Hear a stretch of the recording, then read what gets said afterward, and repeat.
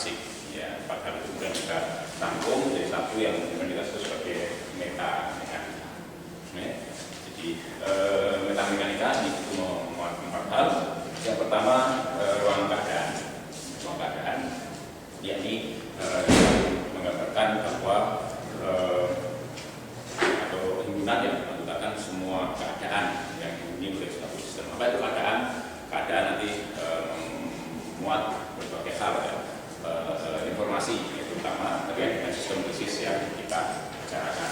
Nah, yang kedua adalah aljabar observable. Ini himpunan yang menggunakan semua observable secara fisika. Nah, dalam hal ini kita menganggap atau meyakini atau memandang bahwa eksperimen ukuran itu pengujian. Jadi kalau kita mengukur itu sama saja kita menguji. Mengukur dan menguji. Karena itu yang diukur apa? Yang diukur adalah besaran fisika, observable. Ya, oleh karena itu kalau yang diukur adalah observable, ya, maka tentu hasil ukurnya dua bilangan. Tapi sebenarnya nanti kita lihat ada diskusi yang lebih lanjut terkait dengan masalah itu. Tapi untuk sementara kita yakini itu bahwa hasil ukur adalah hasil ukur. Ya. Jadi oleh karena itu kalau mengukur itu adalah mengundi, maka hasil ukur adalah hasil undian, gitu ya, hasil undian. Nah, kita tahu bahwa setiap undian, setiap proses probabilistik itu akan selalu terkait dengan uang sampel. Jadi oleh karena itu setiap sampel terkait dengan uang sampel. Setiap observable terkait dengan ruang sampel. Nah, tentu saja jika kita mengundi, ya, maka nilai-nilai atau hal-hal yang di luar ruang sampel tidak akan muncul sebagai luaran, ya kan? Gitu. Jadi kalau kita mengundi melempar gardu, tidak mungkin, ya, muka nomor 8 itu tidak mungkin akan muncul, karena tidak ada muka nomor 8 di dalam gardu itu, pada gardu itu. Yang ada hanya 1, 2, 3, 4, 5 sampai 6. Ya, sehingga tidak dalam pengukuran juga begitu. Kalau kita mengukur satu observable, sementara observable itu terkait dengan terkait dengan ruang sampel, ya, maka nilai-nilai yang ada di luar ruang sampel tidak ada di dalam ruang sampel tidak akan muncul sebagai luaran hasil ukur, gitu, ya, gitu. Jadi mari saya contohkan, misal kita mengukur nilai energi, ya, elektron di dalam suatu pada hidrogen, maka tidak mungkin akan muncul nilai di luar itu minus 13,6 elektron volt per n kuadrat. Jadi misalnya minus 15 elektron volt itu tidak mungkin. Kenapa? Karena minus 15 elektron volt itu tidak ada di dalam ruang sampel tadi. Ya, tidak ada di dalam ruang sampel. Ruang sampelnya apa? Ya, bilangan-bilangan yang memenuhi aturan tadi minus 13,6 per n kuadrat elektron volt itu. Ya, jadi oleh karena itu sekali lagi, ya, nilai-nilai yang ada di luar ruang sampel tidak mungkin muncul sebagai hasil. Ya. Nah, munculnya nilai-nilai itu tentu terkait dengan peluang, berapa peluang. Nah, dalam hal ini kalau kita melempar gardu, biasanya orang menganggap bahwa melempar gardu itu fair, kan? Ya, harus fair, ya, karena itu terkait dengan undian, terkait dengan judi atau gambling, ya, harus fair. Kalau tidak fair nanti bisa bertengkar, kan? Nah, tetapi dalam kenyataannya dalam mekanika secara umum, ya, kemudian sebagai pengukuran itu tidak fair. Ya, peluang dan sebagainya itu ditentukan oleh keadaan yang dimiliki sistem. Suatu sistem berada pada keadaan, maka keadaan itu menentukan peluang, ya, peluang masing-masing anggota ruang sampel sebagai luaran. Ya, gitu. Dan tadi saya katakan bahwa peluang itu pengundian itu tidak fair, maka akan ada keistimewaan dan semuanya ditentukan oleh keadaan. Jadi kalau satu sistem itu berada pada suatu keadaan, ya, anggota ruang keadaan tadi, ya, anggota ruang keadaan, maka otomatis keadaan itu akan menentukan peluang, ya, masing-masing anggota ruang sampel sebagai luaran hasil undian, ya, gitu. Nah, ada keadaan-keadaan yang istimewa. Jadi untuk setiap anggota ruang sampel akan ada keadaan istimewa. Apa itu keadaan istimewa? Yang kita sebut sebagai suatu keadaan atau eigen state atau eigen Zustand atau yang lain terserah Anda. Kalau mungkin beberapa orang kita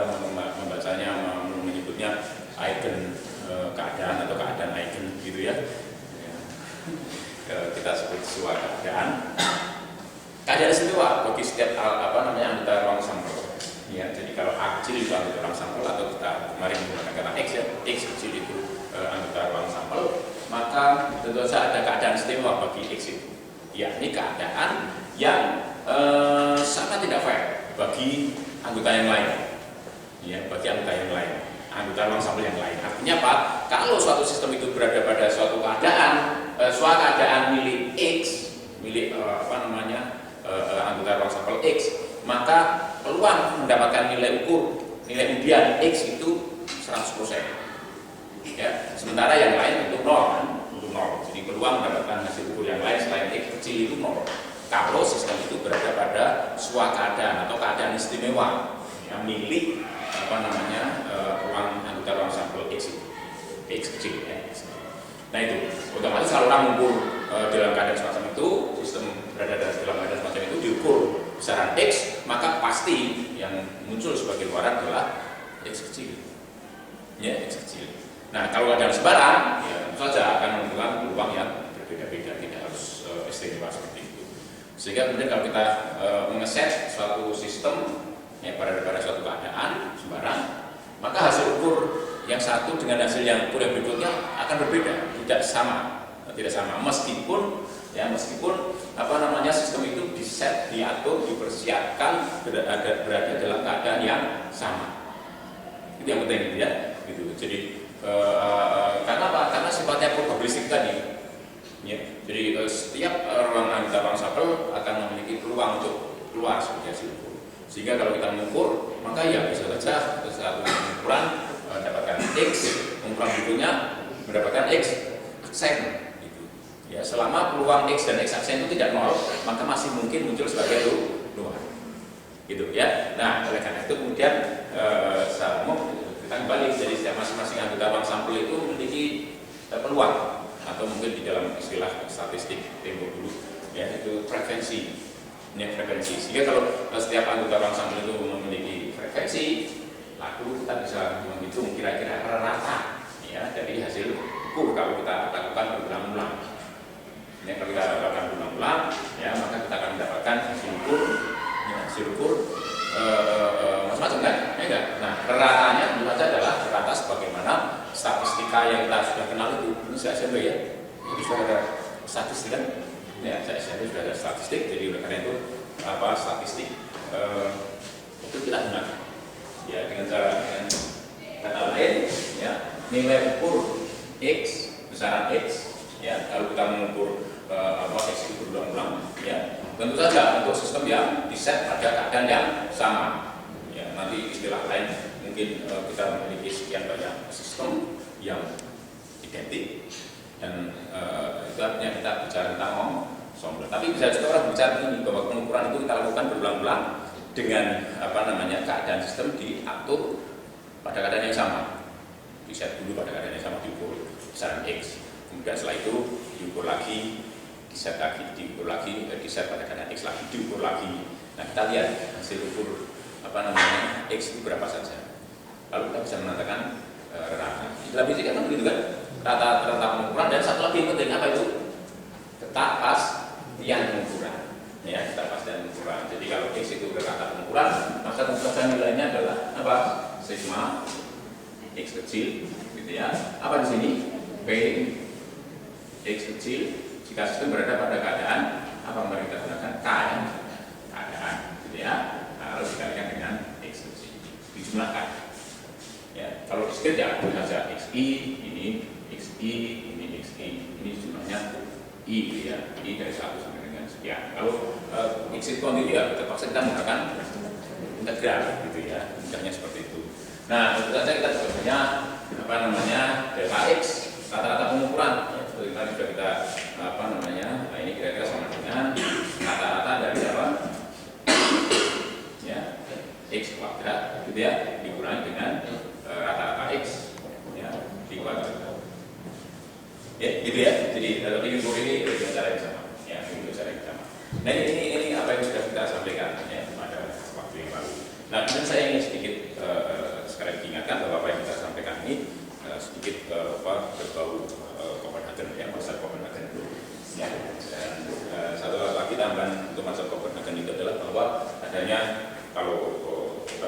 mengatakan peruntuhan musik gelombang. Jadi setelah pengukuran apa yang terjadi? Gitu ya. Setelah pengukuran apa yang terjadi? Ini terkait dengan dinamika. Yang berikutnya yang perlu kita bicarakan adalah dinamika. Dinamika adalah perubahan keadaan. Ya. Jadi sistem itu kalau berada pada suatu keadaan maka dia akan berubah, memiliki kecenderungan untuk berubah keadaan.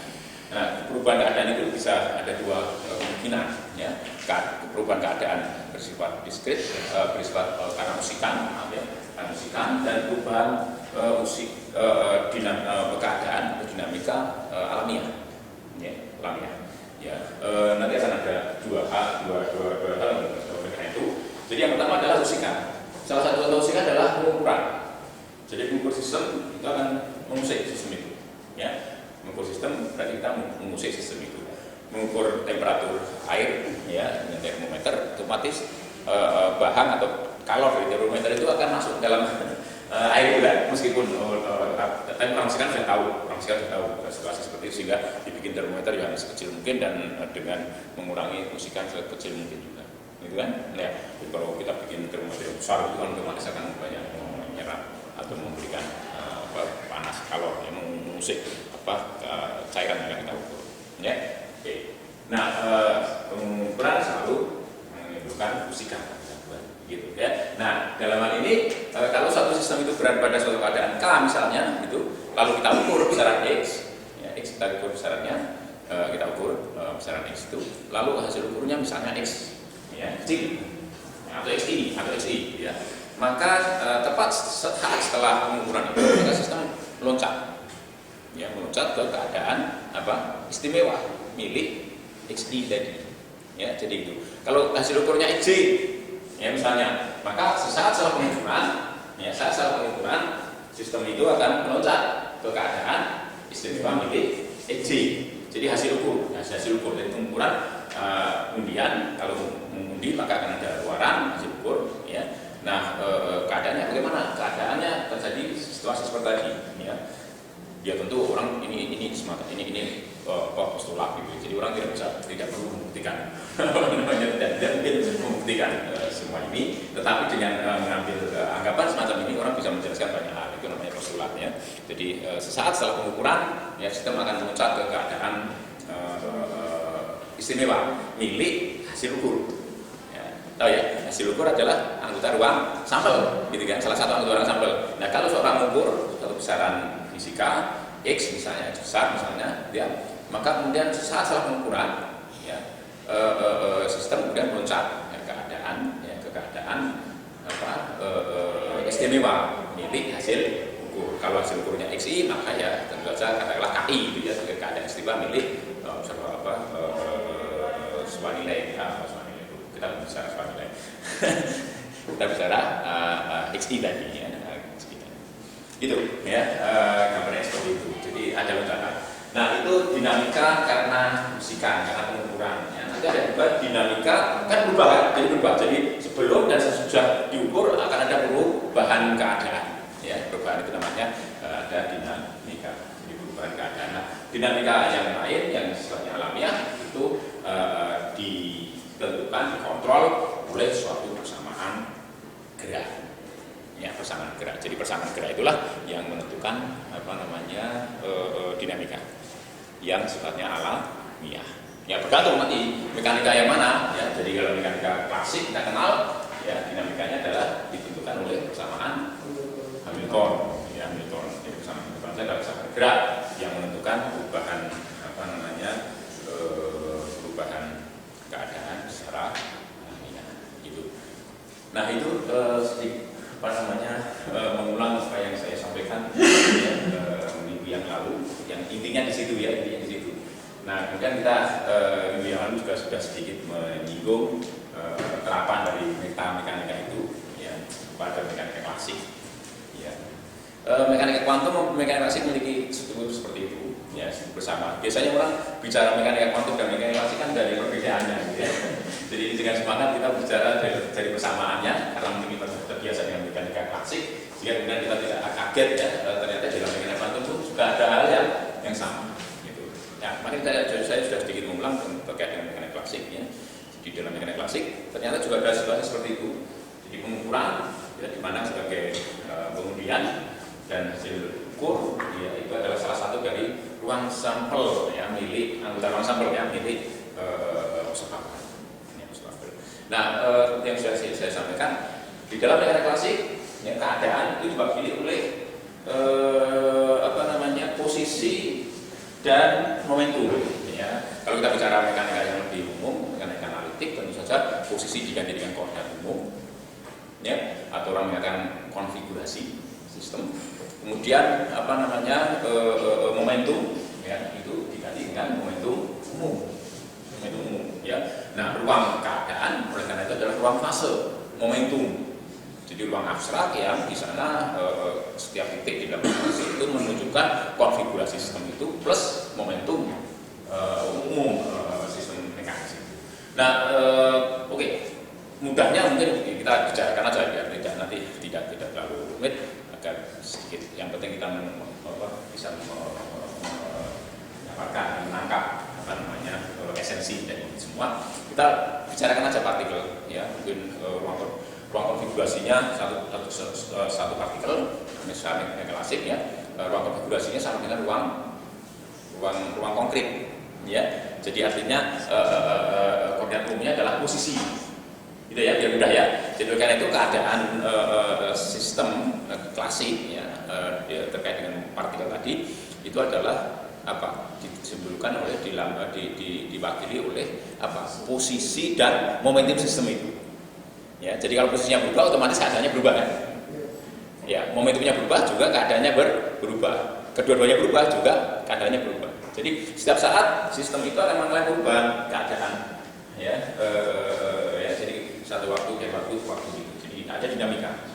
Jadi artinya apa? Artinya bahwa kita kalau di dalam mekanika klasik ya, kita bicara keadaan sistem itu diwakili oleh ruang keadaan, ruang fase klasik yang tiap titik di dalam ruang fase itu menunjukkan posisi sekaligus momentum sistemnya. Ya. Gitu ya. Jadi kita bayangkan titik partikel itu bergerak di dalam ruang fase itu. Kalau berubah ya, titik di dalam ruang fase itu otomatis momentumnya berubah, posisinya berubah atau salah satu dari kedua hal itu. Ya, itu. Jadi dalam klasik sekali lagi keadaan itu diwakili oleh posisi dan momentum sistem. Ya. Nah, jelas ya, ruang keadaannya jadi jelas kan? Jadi ruang keadaan jadi jelas, jadi ruang fase momentum. Ya, gitu. Apa bisa dengan ruang fase kecepatan? Bisa juga, ya, bisa juga. Tapi umumnya orang bicara lebih sering ya saya dengar orang bicarakan itu di dalam ruang fase momentum. Ya, ruang abstrak yang tiap titik itu menggambarkan posisi dan momentum sistem. Ya, jadi kita bisa bayangkan kalau sistem itu mengalami dinamika, otomatis sistem itu seperti bergerak di dalam ruang fase itu, ya, baik posisinya maupun momentumnya berubah atau salah satu keduanya, gitu ya, itu jadi perubahan keadaan, ya. Nah, kalau dalam mekanika klasik seperti itu keadaannya, maka bagaimana law observable? Law observable dalam mekanika klasik merupakan fungsi yang bergantung pada posisi dan momentum. Ya, besaran apa misalnya energi ya, energi kinetik, energi potensial, kemudian momentum sudut, komponen momentum sudut maksud saya, dan yang lain-lain itu merupakan fungsi yang bergantung pada posisi dan momentum. Jadi kalau kita mengetahui posisi dan momentumnya, otomatis kita akan mengetahui nilai besaran-besaran fisika yang terkait yang relevan. Kenapa? Karena kalau kita mengetahui posisi dan momentumnya, ya otomatis kita bisa menghitung nilai-nilai besaran itu. Kenapa? Karena nilai besaran-besaran itu merupakan fungsi yang bergantung pada posisi dan momentum. Gitu ya. Oke. Nah, oleh karena itu benar pertanyaannya. Nah, kalau begitu, kalau misalnya kita bicara besaran klasik A misalnya, ya, dan besaran klasik A itu tadi merupakan bergantung pada posisi dan momentum. Ya. Gitu. Nah, pertanyaan sekarang, ruang sampel tadi saya katakan ya, dalam mekanika tadi saya katakan bahwa setiap observable itu terkait dengan ruang sampel. Ruang sampelnya seperti apa? Ingat ya, ruang sampel tadi apa? Himpunan yang berangkatkan semua nilai yang mungkin muncul sebagai luaran kalau sistem itu diukur, besaran itu diukur. Nah sekarang begini, nilai-nilai yang mungkin dimiliki oleh dan B kan. Nah, artinya apa? Nilai-nilai yang mungkin dimiliki oleh besaran A itu, gitu ya, itu ditentukan oleh variasi dari R dan B. Jelas? R dan B. Nah, artinya oleh karena itu kita harus mengumpulkan semua nilai yang mungkin dimiliki oleh A kalau R dan B itu bervariasi. R dan B bervariasi meliputi seluruh ruang fase, ya, ruang fase klasik itu. Ya, kalau kita bicara fase bebas, tentu saja R-nya dari X dari infinite sampai infinite dan sebagainya gitu ya, seperti itu. Nah, ya, tapi kalau kita hanya bicara ya tentu saja kita batasi dulu ya dalam simpel ruang yang sistem yang sederhana itu. Kita tidak batasi pada sistem yang di proses yang belum mungkin atau yang lain yang mungkin akan sangat kompleks gitu ya, mungkin sederhana seperti itu. Artinya apa? Lihat ya. Jadi dengan mudah sepertinya ya kita bisa katakan bahwa ya range ya A ya, itu tidak lain adalah ruang sampel tadi ya, ruang sampel besaran A. Range, tahu ya range ya? Jadi jangkauan fungsi. Jadi A itu kan sebagai fungsi bergantung pada X, Y, Z, Px, Pz, Pz. Ya. Nah, nilai yang mungkin dimiliki oleh A tentu saja ditentukan oleh variasi dari X, Y, Z, Px, Pz, Pz. Itu tidak lain kalau dalam matematika disebut range, jangkauan. Gitu ya. Jadi oleh karena itu nah, kalau misalnya kalau sistem itu berada pada keadaan misalnya R1, P1. Ya, kalau sistem berada pada S1, P1 ya, lalu kita ukur besaran A, berapa nilai yang akan muncul sebagai luaran? Ya, tentu saja A, R1, P1. Nah, gimana cara memikirkan peluangnya kalau seperti itu? Ya, misalnya contoh ya, contoh. Nah, X itu anggota range A misalnya. Atau A kecil ya, A kecil itu anggota range A. Misalnya begitu. Jelas ya? Oke. Nah, sekarang pertanyaannya, berapa peluang ya A kecil itu muncul sebagai luaran di sana jika sistem itu berada pada keadaan R1, P1.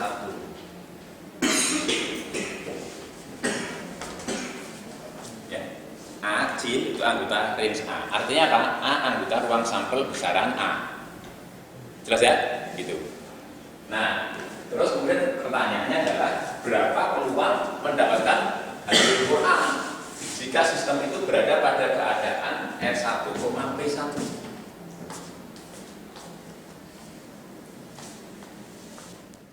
Tadi sudah dijawab bahwa kalau sistem itu berada pada R1, P1, maka hasil ukurnya adalah A R1, P1 suatu nilai fungsi A pada titik R1, P1 gitu ya, gitu. Nah, sekarang diandaikan A kecil anggota range A ya, kemudian ditanyakan berapa peluang munculnya A kecil itu seandainya sistem berada pada keadaan R1, P1.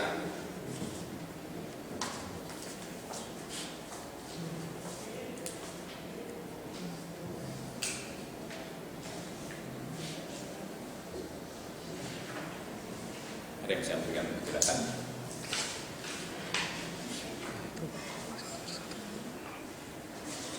Kita lihat ya, kita lihat. Ya. Jika A, jika A kecil itu tidak sama dengan A R1, P1, maka peluangnya 0 kan? Jelas ya, peluangnya 0 ya, peluangnya 0. Jadi kalau disebut semacam ini, maka P A, R1, P1 ya itu sama dengan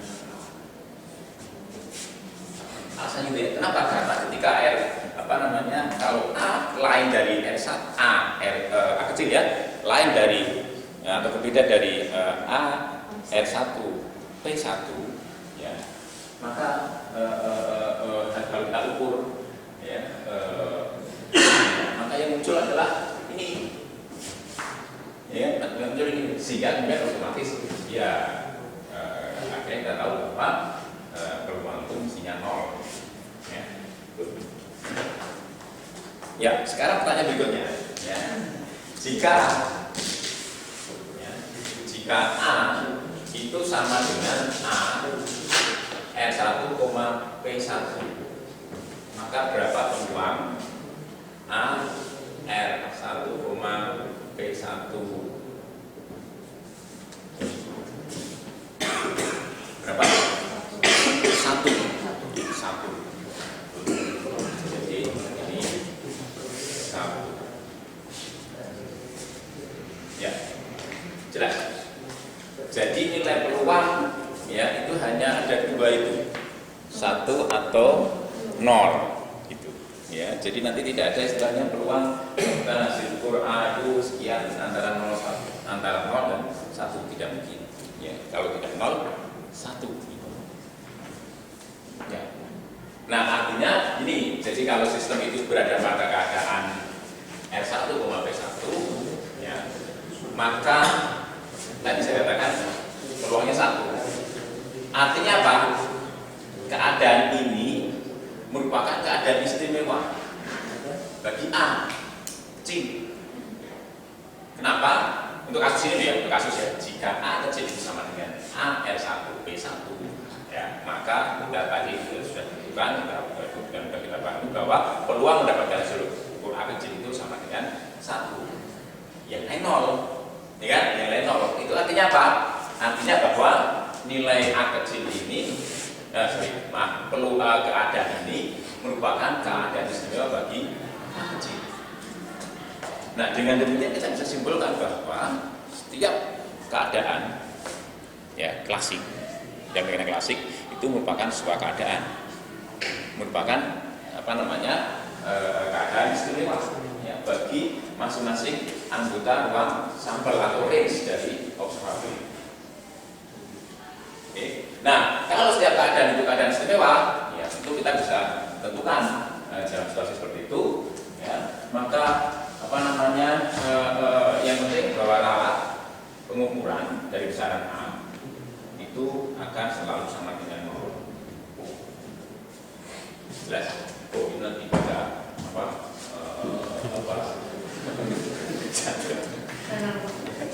ya, gitu ya. Jadi ketika sistem itu berada pada keadaan istimewa, ingat ya, dan istimewa secara umum ya, entah yang mengetahui asik yang lain, secara umum dalam mekanika kita bisa menghitung dengan mudah ya, bahwa X itu akan sama dengan XI. Misalnya ini KI ya, KI. Jadi misalnya ini adalah keadaan istimewa bagi XI ya.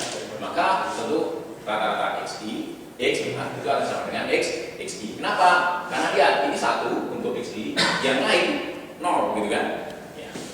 Nah, tentu saja ini akan sama dengan 0 ya, dalam keadaan istimewa ya, maka rata nilai ukur ya, itu akan sama dengan anggota ruang sampel ya, yang memiliki keadaan istimewa itu. Jelas ya?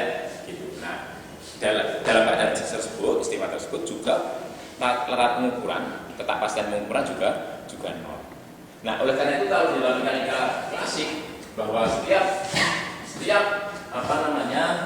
keadaan adalah keadaan istimewa, maka otomatis hal yang penting yang kita simpulkan adalah alat pengukuran atau kepastian pengukuran yang diramalkan atau oleh mekanika klasik itu 0.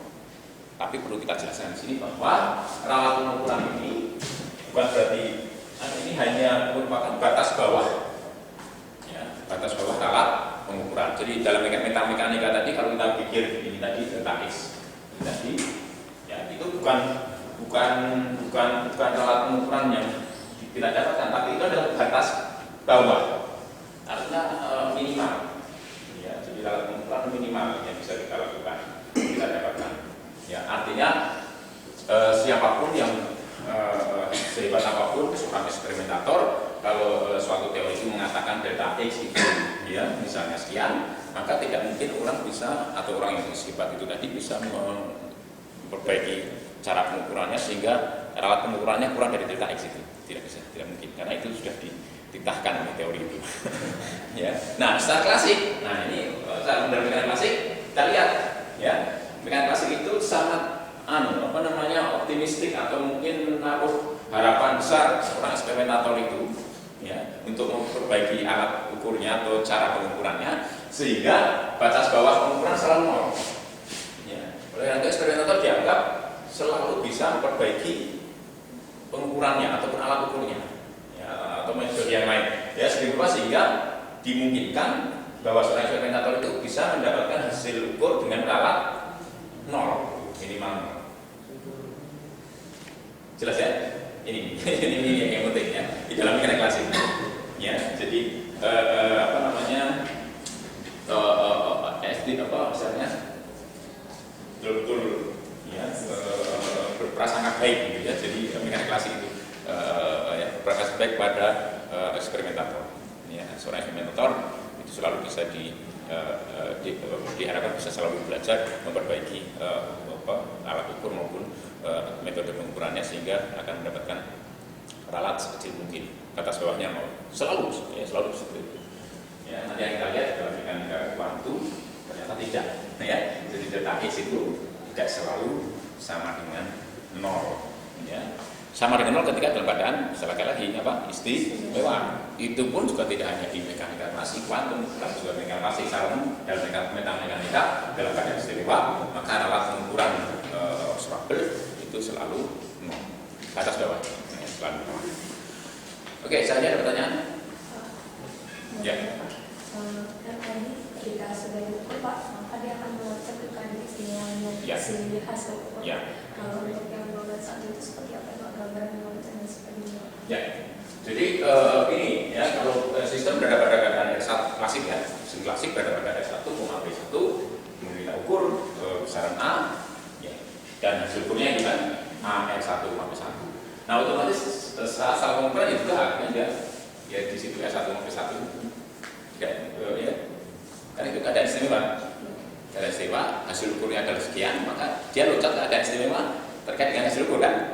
Ya, kalau A kecil itu diukur dan R1, itu adalah keadaan istimewa bagi A kecil, maka hasil ukurnya A kecil ya, karena satu tadi, maka asal pengukuran berada di S1, B1. Nah, sama. Ya, karena S1, B1 itu keadaan istimewa bagi A kecil kan? Nah, kalau kita ukur A besar, lalu munculnya A kecil, nah, sistem kemudian loncat ke keadaan istimewa milik A kecil. Apa itu? R1, B1. Jadi sama terus Pak, kalau untuk yang peluang besar. Iya, ini karena ini ekstrim kan, jadi memang karena ekstrim ya. Ekstrim. Kalau yang nol berarti kalau yang nol bagaimana Pak? Ada istimewa enggak, kalau nol kan otomatis peluang yang nol nggak mungkin akan muncul sebagai barang kan, ya enggak? Jadi kalau misalnya A kecil itu tidak sama dengan A R1, artinya R1, B1 bukan keadaan istimewa bagi A, gitu kan? Nah, kalau sistem itu berada pada keadaan R1, B1 mungkin A itu kecil itu tidak mungkin muncul sebagai barang hasil ukur itu. Selesai ya Pak? Selesai, iya tidak ada lagi. Nah, kecuali kalau kemudian setelah itu ukuran, kita biarkan sistem berkembang melalui dinamika, kemudian berada pada keadaan istimewa milik A, gitu ya. Nah, kalau A diukur, A akan muncul seperti itu. Gitu. Oke, mungkin ada lagi yang ditanyakan? Terlalu jelas ya? Ya. Pertanyaan klasik, ya. Tentu saja dinamika dalam klasik ditentukan oleh kesamaan ya. Oke, mungkin bagi yang ingin belajar dengan klasik ada kuliah juga. Terus saya belajar ya, di semester ini, silakan ya. Nggak ada ya. Jadi ini tekan tentang mekanika klasik. Ya. Bagaimana kita melihat struktur mekanika klasik bahwa di sana ada struktur mekanika. Ya. Berarti suatu keadaan itu yang muncul ketika setelah pengukuran nggak bisa, misalnya kita tahu suatu keadaannya dulu kemudian. Pertanyaan menarik, ya, pertanyaan menarik, ya, itu selalu pertanyaannya, ya. Jadi kita bayangkan sistem berada pada sebuah keadaan, dan sebenarnya saya juga sejauh ini tinggal bagaimana cara orang mengatur ya suatu sistem itu berada pada suatu keadaan gitu ya, tahu saya. Nah intinya memang betul kalau sistem itu di set atau diatur, dipersiapkan dalam suatu keadaan, kan otomatis juga orang bisa juga menentukan atau mengatur, mempersiapkan sistem itu berada pada suatu keadaan istimewa juga, ya kan? Nah kalau sistem itu disiapkan berada pada suatu keadaan istimewa, lalu diukur besaran A yang terkait dengan ruang sampelnya, yang terkait istimewa tadi diukur, maka otomatis yang muncul sebagai ukuran tadi, dan otomatis sistem tetap berada pada keadaan itu. Jadi kalau sistem itu dipersiapkan dan berada pada suatu keadaan istimewa, pengukuran ya itu tidak mengusik. Salah pengukuran tetap saja dalam keadaan istimewa itu. Jelas ya? Itu. Tentu saja kalau dibiarkan mulai berkembang sendiri secara alamiah, gitu ya. Nah, kita ukur lagi sudah tidak lagi ada di dalam keadaan istimewa. Gitu. Jelas? Berarti kita tidak bisa men-set Jadi saya katakan bisa, kalau orang dikatakan kita persiapkan sistem berada pada suatu keadaan, otomatis kan orang bisa juga mempersiapkan sistem itu berada pada suatu keadaan yang dikehendaki, gitu kan? Ya peluangnya pasti satu terkait dengan suatu nilainya, ruang sampel yang terkait dengan keadaan istimewa itu, ya gitu. Tetapi memang betul, jadi kalau sistem itu misalnya kita nggak mungkin mengesetnya pada suatu keadaan, ya misalnya kita hanya bisa mengeset atau mempersiapkan sistem itu berada pada suatu keadaan sembarang, maka sesaat pengukuran kita dapatkan hasil ukur, maka sesaat pengukuran itu sistem berada pada keadaan istimewa milik hasil ukur tadi, gitu ya. Tetapi kemudian kalau kita biarkan beberapa waktu berkembang, ya mengalami dinamika, dan kemudian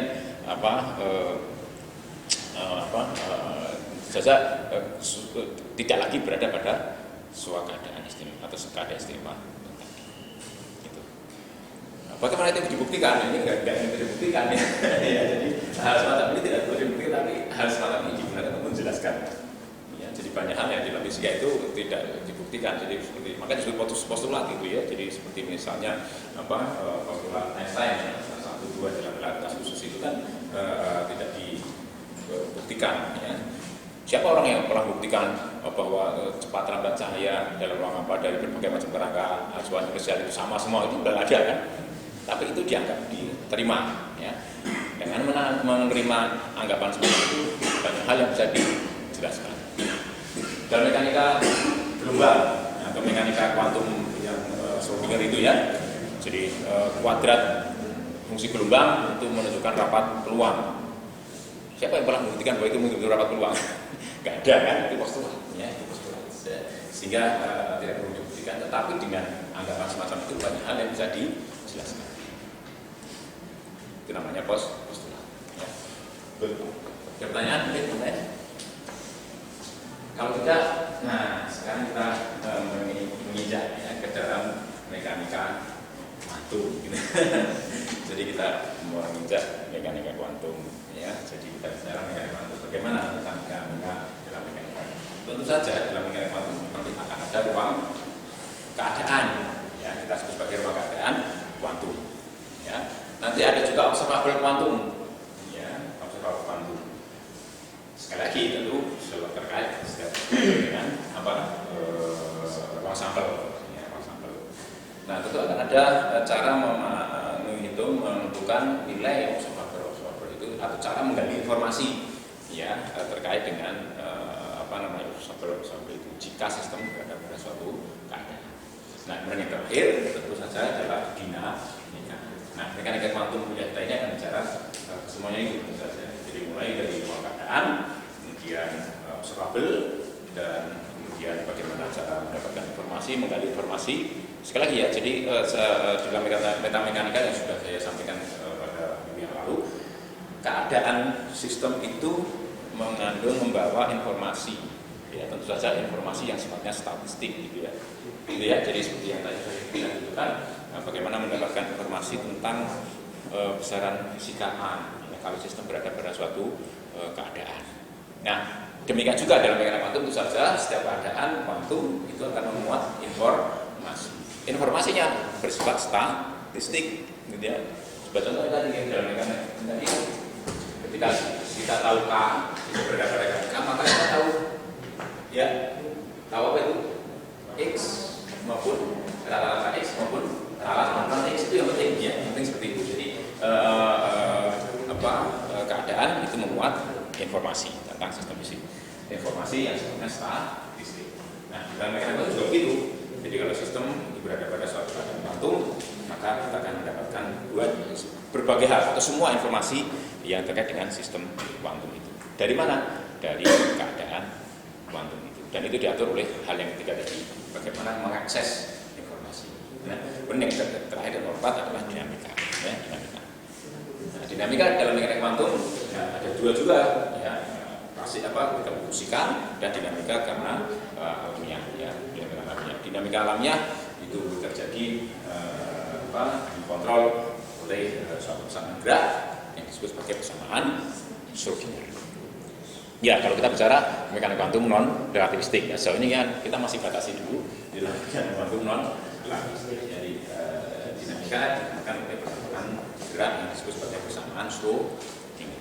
Dan kita akan bicara persamaan Schrödinger yang esensial, ya, yang fundamental. Jadi tentu saja setelah beberapa kita bicarakan, nanti kita bicara wakilan atau representasi, ya, dari representasi posisi, ada representasi momentum atau representasi yang lain secara umum, ya. Itu representasi materi, ada representasi kontinu, ya, dan kita bicarakan itu. Ya, saya pikir sudah selesai terkait dengan metamekanika, ya. Sekarang kita bicara mekanika kuantum sendiri, ya. Ruang keadaan, ya. Coba kita bandingkan dalam mekanika klasik, orang tidak mungkin atau secara umum tidak ada konsep yang disebut sebagai superposisi keadaan. Ya, kenapa? Oke, kalau misalnya kita bicara sistem berada pada satu ruang flat, ya, yang dibentang oleh sumbu X, sumbu Y, sumbu Z, posisi kan vektor, ya, posisi vektor, gitu ya, posisi itu vektor. Kemudian momentum otomatis juga vektor, gitu, momentum juga vektor.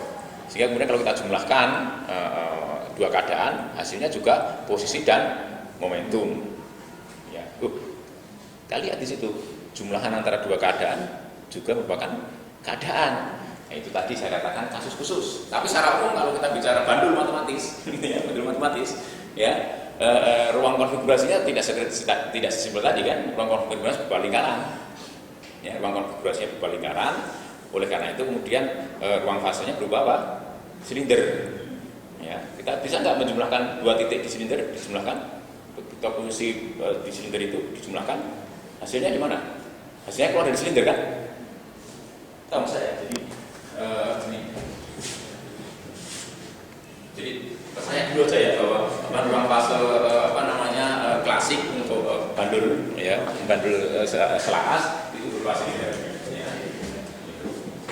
Kok bisa? Nanti kembali lagi kuliah di mekanika klasik, ya. Kita lihat, jadi kalau ini kan menunjukkan apa? Keadaan, ya, keadaan. Jadi theta, p theta. P theta itu momentum umum yang terkait dengan theta. Theta adalah koordinat umum. Nah, kalau ada dua theta, nah ini jadi titik pada silinder itu menyatakan apa? Posisi dan keadaan. Ya, keadaan. Ya, keadaan. Nah, kita lihat kalau ini kita jumlahkan keluar. Kalau kita menggunakan penjumlahan biasa itu, ya, dan memang tidak ada cara untuk menjumlahkan, ya, dengan cara seperti itu.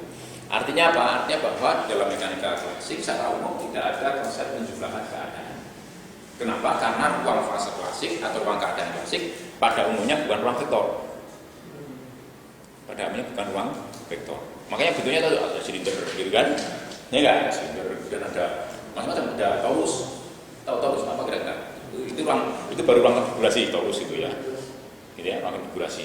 Nah, ruang fasenya seperti apa kira-kira? ya orang lihatnya nanti potensial bundle ya pada torus, sesuatu yang bukan ruang vektor. Jadi tidak ada konsep penjumlahan keadaan. Ya, itu yang penting ya dalam mekanikasi. Tetapi nanti kita lihat di dalam mekanika kuantum, ya, dalam mekanika kuantum, ruang keadaan itu adalah sebuah ruang vektor yang memiliki struktur tertentu. Tahu ya semua ruang vektor ya?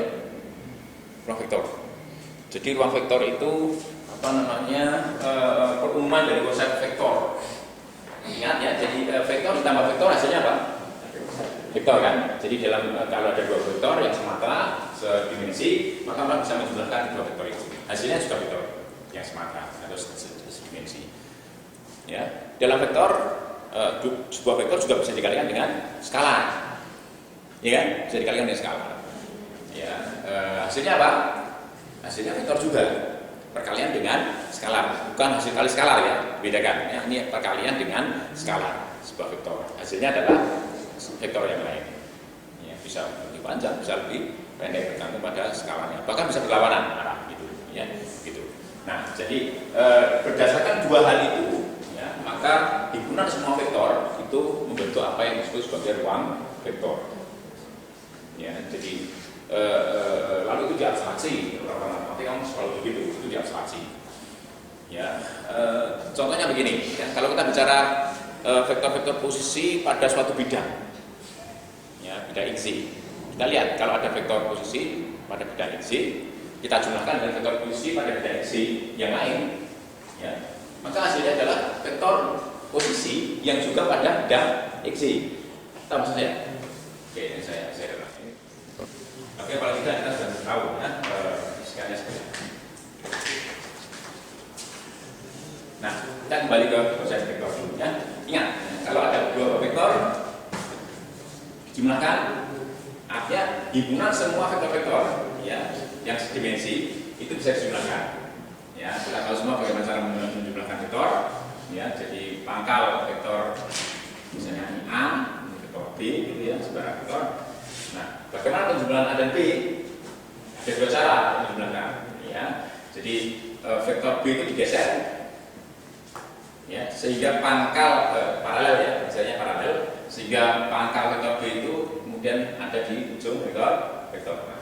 Ya. Nah, A plus B itu adalah, tapi sudah semua tahu ya. Ya, siapa yang tahu? Keluar dari mana ya? Ya, yang pertama adalah A plus B. Ya. Dengan vektor yang sama, yang sedikit berbeda dengan yang kita terapkan. A kita geser sehingga pangkal A itu ada di ujung B, sehingga kita tarik dari sini. Nah, ini adalah B plus A. Dari situ kita dapatkan satu sifat penting bahwa penjumlahan vektor sifatnya komutatif. A plus B sama dengan B plus A. Gitu ya. Nah, kemudian ada satu operasi lagi yang disebut sebagai perkalian dengan skala. Ya, jadi kalau ada vektor A tadi, vektor A tadi, ya, vektor A, nah ini bisa dikalikan dengan skala, namanya katakanlah alfa A. Ya, alfa A. Ya, didapatkan sebuah vektor alfa A namanya. Apa itu vektor alfa A? Vektor alfa A adalah vektor yang arahnya itu ditentukan oleh alfa. Ya, jadi kalau alfa itu positif, maka arah alfa A itu searah dengan alfa A searah dengan A, gitu ya. Tapi kalau alfa itu negatif, maka arah alfa A berlawanan, ya, dengan arah vektor A. Kalau alfa A itu lebih besar dari nilai mutlaknya lebih besar dari 1, maka alfa A lebih besar dari A.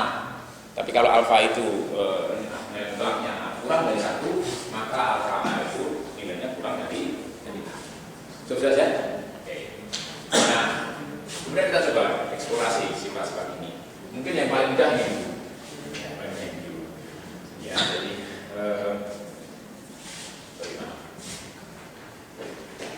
kedua 5, tidak apa ya, 5.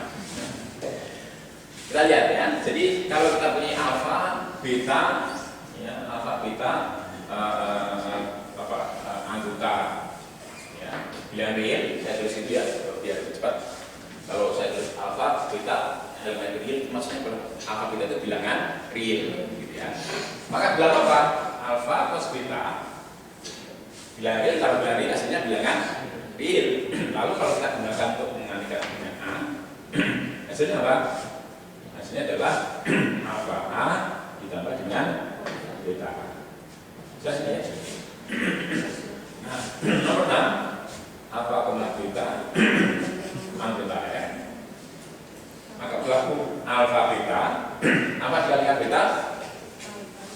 Juga bilangan real kan? Kalau alfa bilangan real, beta bilangan real, perkalian dua bilangan real adalah bilangan real. Dikalikan dengan A, hasilnya apa? Ya, alfa, kemudian beta dikalikan A terlebih dahulu, dan ini akan sama dengan apa? Beta alfa dikalikan. Setelah nomor 6, tiba-tiba 6 ya, gak apa-apa, karena kita mulai dari sini ya. Nah, 7 untuk alfa bilangan real, kemudian maka berlaku ya apa? Alfa A ditambah dengan B.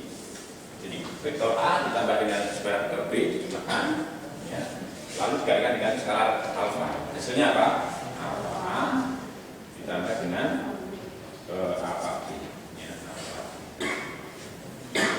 Itu sifat yang dari skalar itu. Yang terakhir 1 dikalikan dengan vektor A sama dengan apa? Ya, vektor yang panjangnya sama dengan 1 dikalikan panjang vektor A, gitu kan? Ya, arahnya sama dengan arah vektor A karena 1 itu positif kan? Ya, jadi adalah vektor A. Oke, itu ya. Nah, kemudian kita kemudian lihat sifat dari penjumlahan vektor itu ya. Oke, yang pertama apa? Misalnya sifatnya asosiatif ya. Jadi A ditambah dengan B. Silakan dicek ya dengan gambar itu. Ditambah dengan C itu akan sama dengan apa? A ditambah dengan B yang sebelumnya dijumlahkan lebih dulu dengan C gitu ya. Kemudian yang kedua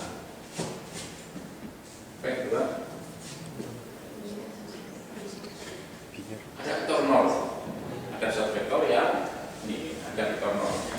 Ada namanya vektor 0 gitu ya. Ini apa vektor 0 ya? Ya, ditambah dengan A sama dengan A ditambah dengan vektor 0 sama dengan vektor A itu sendiri ya. Oke, nah yang ketiga untuk setiap bacaan itu setiap ya, untuk setiap vektor A ya akan ada vektor minus A ya, sedemikian rupa sehingga apa?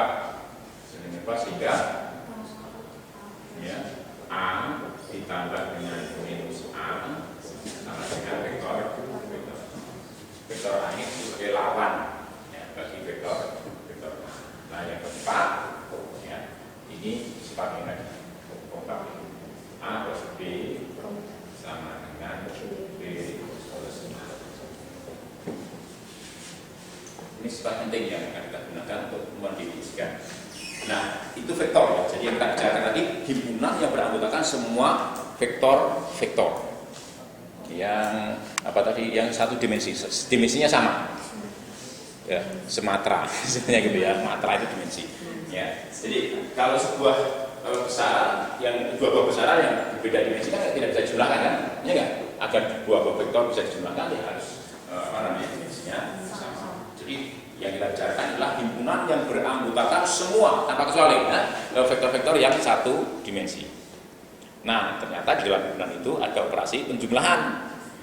Ya, dari operasi penjumlahan, yang penting adalah operasi penjumlahan itu menjamin dua buah anggota atau dua buah vektor dijumlahkan, hasilnya tetap merupakan vektor, tidak berubah menjadi yang lain gitu ya. Gitu. Nah, ada juga operasi perkalian dengan skalar. Sebuah vektor kalau dikalikan dengan skalar hasilnya adalah vektor kembali ke situ. Sedemikian rupa sehingga sifat-sifat ini dipenuhi. Gitu ya, sifat-sifat dipenuhi. Nah, kemudian abstraksi bermain di sini. Ya, abstraksi bermain ya. Kemudian kalau saya punya suatu himpunan sembarang, tidak harus vektor-vektor itu, ya. Lalu di sana saya juga bisa menemukan apa? Operasi penjumlahan yang menjamin tadi. Ya. Dan saya juga mendapatkan di situ dalam himpunan itu saya juga bisa memperoleh operasi perkalian dengan skala. Ya. Lalu kemudian keseluruhan sifat itu dipenuhi. Gitu ya.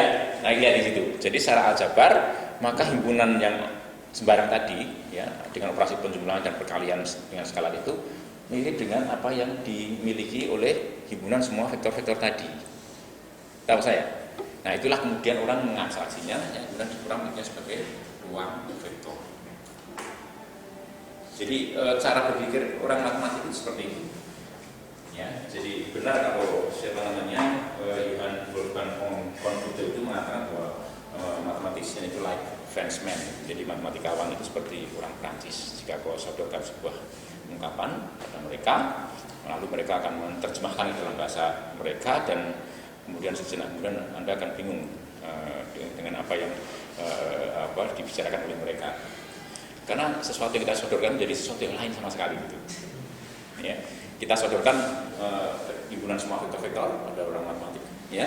Kemudian mereka berpikir bahwa struktur semacam itu juga dimiliki oleh yang lain. Jadi kita lihat esensinya itu, ya, tahu saya. Oke. Jadi esensi aljabar di sini ini ada tujuan dan perkalian dengan skala. Ya. Ini nanti saya coba pelan-pelan karena biasanya memang agak sulit menjelaskan. Jadi dulu saya pada dosen bertanya sekian kali ketika saya mendapatkan pertama kali pelajaran tentang ruang vektor ini. Saya bingung gitu. Ya, katanya kalau Anda bingung itu tandanya paham. Jadi kalau Anda bingung, tandanya tidak paham. Ya, oleh karena itu saya mencoba mencari jalan. Ya, jadi ada 8 sifat penting yang namanya berlaku ya di dalam himpunan semua ruang semua vektor yang kita kenal. Ya, oke. Coba kita lihat sekarang. Contoh yang lain. Artinya kalau kita bicara himpunan semua vektor, lalu kita sebut sebagai ruang vektor kan simpel kan? Ya. Mudah dipahami kan?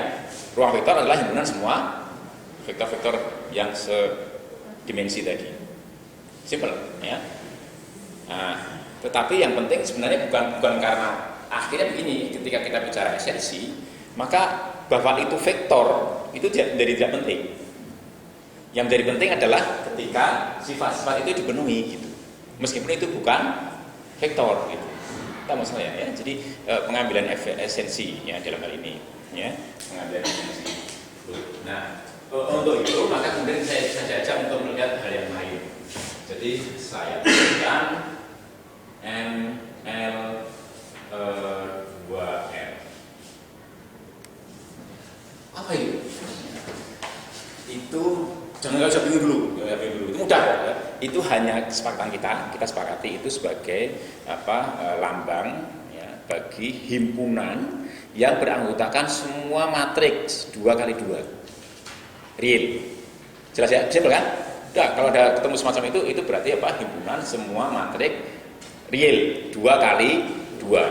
Ya, saya tidak menggunakan matrik yang lebih banyak, sebenarnya akhirnya sama, saya ambil dulu matrik 2x2. Kalau saya ambil matrik 1x1 ya nggak lucu nantinya, jadi 2x2 biar ya tidak terlalu rumit dan juga tidak terlalu simpel. Ya. Jadi ini adalah himpunan yang beranggotakan semua matriks A, B, C, D, misalnya gitu ya, dengan A, B, C, D itu adalah real. Himpunan semua matriks. Nah, sekarang yang kita bicarakan adalah himpunan semua matriks real 2x2. Kita lihat sekarang. Ya, saya akan tunjukkan bahwa semua sifat ini dipenuhi. Masih ingat ya? Jadi kalau saya punya matriks A, ya, matriks B, matriks C, anggota M, L, 2,R, maka berlaku apa? A ditambah B, lalu saya tambah dengan C, saya berikan apa? Penjumlahan matriks sifatnya komutatif, asosiatif. Masih ingat ya? Siapa yang lupa matrik? Enggak mungkin ya, enggak sepertinya karena itu mengesan sekali tidak di SMP SMA. Matriks A ditambah matriks B ya, lalu dijumlahkan atau ditambah matriks C, hasilnya adalah akan sama dengan matriks A ditambah dengan matriks B yang sebelumnya ditambahkan dengan matriks C. Jelas ya? Ternyata matriks juga memenuhi syarat seperti itu, asosiatif. Bisa dicek sendiri ya, dengan apa ya? Itu yang pertama. Yang kedua, apakah ada sesuatu matriks yang adakah matriks sesuatu matriks ya? Saya tanya, kalau saya jumlahkan dengan sebaran matriks A, ya, maka hasilnya sama dengan matriks A itu. Ada nggak? Ada. Matriks apa? Matriks 0 kan? Ya, ternyata ada juga. Di dalam himpunan semua matriks ML2R itu ada matriks ini. Apa ini? Matriks 0. Matriks yang betul anggotanya, unsur-unsurnya, elemen-elemennya 0 gitu kan? Ya enggak? Ini kalau jumlah dengan sebaran matriks, hasilnya ini. Oh, ternyata ini juga dipenuhi kan? Ada, ya kan? Ada unsur 0 gitu kan? Kalau di situ ada vektor 0, maka di sini ada matriks 0. Kemudian berikutnya, ya, apalagi buat di sana ya. Untuk setiap matriks A, ya, anggota ML2R, ya, apakah ada matriks, ya, kalau dijumlahkan dengan matriks A itu sama dengan matriks A itu dijumlahkan dengan tanda tanya itu, ya, hasilnya adalah matriks 0. Ada nggak? Ada, yakni matriks ya elemen-elemennya adalah minus elemen-elemen matriks A itu. Jelas ya? Ada kan? Ya. Oke. Oh, ternyata ini juga ada. Ya, ini ada. Nah, penjumlahan matriks sifatnya untuk setiap A, B, anggota N, L, R berlaku apa? A ditambah dengan B sama dengan B ditambah A kan? Ya. Penjumlahan matriks sifatnya komutatif. Tuh, ternyata sifat 1 sampai dengan 5 ada di sana. Di dalam himpunan semua matriks itu ada penjumlahan, ya kan? Dan penjumlahan itu memenuhi sifat-sifat sebagaimana penjumlahan vektor-vektor tadi. Jelas? Gitu. Oke, nah bagaimana dengan sifat 6, 7, 8, 5, 6, 7, 8? Nah, pertanyaan sekarang, apakah ada perkalian dengan skala? Ya, kita ambil sembarang apa? Gimana? Kaki saya tulis tulisan saya. Oke, jadi gini. Bagaimana perkalian dengan skala? Itu matriks. Masih ingat ya? Kalau saya ini matriks ini A, B, C, D. Nah, mungkin saya kalikan dengan alfa bilangan real. Ya, kenapa? Karena nanti kalau alfa ganti dengan kompleks jadi persoalan. Ya, kalau alfa bilangan kompleks jadi persoalan. Kenapa? Ya, ini lihat ya, di sini alfa A, alfa B, alfa C, alfa D. Itu ya. Jadi kalau alfa itu bilangan real, maka hasilnya juga bilangan real. Ini bilangan real. Nah, diperoleh kembali matriks real 2 kali 2. Artinya apa? Kembali ke sini, tidak keluar dari sini hasilnya. Yang penting itu. Jadi hasilnya tidak keluar dari situ. Vektor tambah vektor, hasilnya vektor. Vektor dikalikan skala, hasilnya tetap vektor gitu. Ya, tetap vektor tidak berubah dari yang lain. Ya. Nah, ini. Nah, oleh karena itu kalau alfa itu ganti dengan bilangan kompleks, jadi persoalan. Kenapa? Karena sekarang jadi kompleks. Maka dalam hal ini perkalian skalanya harus dengan skala yang berupa bilangan real. Oke. Nah, apakah sifat-sifat ini dipenuhi? Silakan. Yang paling mudah nomor 8 itu. Ya, kalau alfanya ganti dengan 1. Yang kedua, 5, 6, 7, silakan. Intinya bahwa himpunan ML2R, himpunan semua matriks 2 kali 2 real itu di sana ada penjumlahan, ada perkalian dengan skala, skalanya real. Sedemikian rupa sehingga semua sifat, 8 sifat yang tadi itu juga dipenuhi. Apa namanya matriks? Ya, matriks 2 kali 2 real bukan vektor. Ya, bukan vektor. Tetapi ternyata ada sifat-sifat yang mirip dengan apa yang dimiliki oleh vektor-vektor, gitu kan? Itu di sana ada penjumlahan, ya, ada perkalian dengan skala dan sifat-sifat 1 sampai 8 itu dipenuhi. Ya. Apakah definisi ruang vektor itu hanya terbatas pada penjumlahan dengan sesama vektor dan perkalian dengan skalar, atau boleh juga dengan perkalian sesama vektor? Enggak, jadi hanya itu Pak. Jadi selanjutnya seperti itu. Ya, selanjutnya kalau kita saran ya, orang bicara ruang vektor, ya itu hanya ada 2 operasi itu, penjumlahan dan perkalian dengan skala. Nanti kalau ada vektor dan vektor dikalikan, hasilnya apa dulu? Hasilnya vektor, ya maka kemudian kita bicara tentang aljabar, ya struktur aljabar yang disebut aljabar, ya struktur aljabar yang disebut aljabar. Kebetulan contohnya di sini matrik ini, lihat ya, dilihat matrik itu. Matrik itu kalau kita punya matrik 2 kali 2 dikalikan dengan matrik 2 kali 2, hasilnya matrik 2 kali 2 juga. Artinya ada perkalian antara anggota matrik gitu ya, anggota L2 itu yang hasilnya kembali ke situ. Ya, jelas ya? Oke. Tetapi kalau kita bicara vektor ini, vektor kali vektor hasilnya apa? Vektor kali vektor? Ya, bergantung perkaliannya. Nanti ada hasil kali ya. Ada hasil kali vektor, ada hasil kali skala. Tetapi hasil kali skala, hasilnya skala, bukan vektor. Persoalannya di situ. Oke, orang mengatakan hasil kali vektor, hasilnya vektor. Ya, hasilnya vektor. Tetapi perkalian hasil kali vektor dengan perkalian matriks itu akan menghasilkan memiliki sifat yang berbeda. Gitu ya, berbeda sehingga kemudian nanti menghasilkan aljabar yang berbeda. Kalau perkalian matriks di sini menghasilkan aljabar asosiatif, perkalian vektor di sini menghasilkan vektor itu menghasilkan aljabar linear. Ya, terlalu jauh ya, pertanyaan terlalu jauh ya.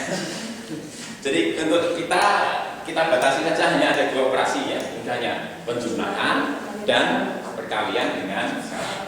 Ya, gitu ya. Jadi, itu bisa dibicarakan di tempat yang lain ya, di secara teoretik. Ya. Nah, jadi saya menunjukkan sebuah contoh lain yang lain dari himpunan vektor-vektor yang juga di sana